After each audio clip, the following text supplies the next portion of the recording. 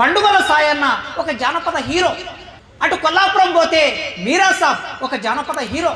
పండుగల సాయన్న మీద అద్భుతమైన కథాగానం నడుస్తుంది కదా. పాట పాడుతూ ఉంటారు ఒక రోజంతా, 2 రోజులు 3 రోజులు. మా ఊరే మొగిలయ్య పాడుతూ ఉంటాడు కదా.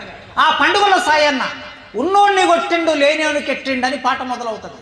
ఉన్నోడిని కొట్టిండు లేనివానికి పెట్టిండు అంటే ఈ తెలంగాణ ప్రాంతంలో, ఈ పాలమూరు జిల్లాలో దోపిడీ వర్గాల నుంచి తీసుకొచ్చే డబ్బు ఎవరికి పెట్టేవాళ్ళు?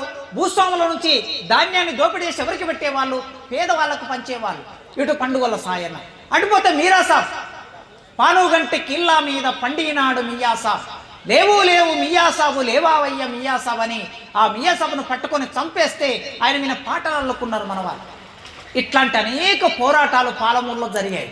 అటువైపు కరీంనగర్ వైపు పోతే గౌడ కులంలో పుట్టిన సర్వాయి పాపన్న గౌడ్, గౌళ్ళను మాత్రమే కాదు అన్ని కులాలను, మాల మాదిగ కుమ్మరి కమ్మరి గౌళ్ళు ముదిరాజులు పద్మశాలి అన్ని కులాలను ఏకం చేశాడు.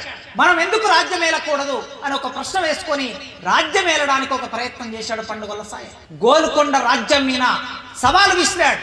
నేను ఫలానా సమయానికి ఫలానా తేదీకి యుద్ధానికి వస్తున్నా, మీకు ధైర్యం ఉంటే నాతో యుద్ధం చేయండి అని ప్రకటించి యుద్ధానికి వెళ్ళాడు.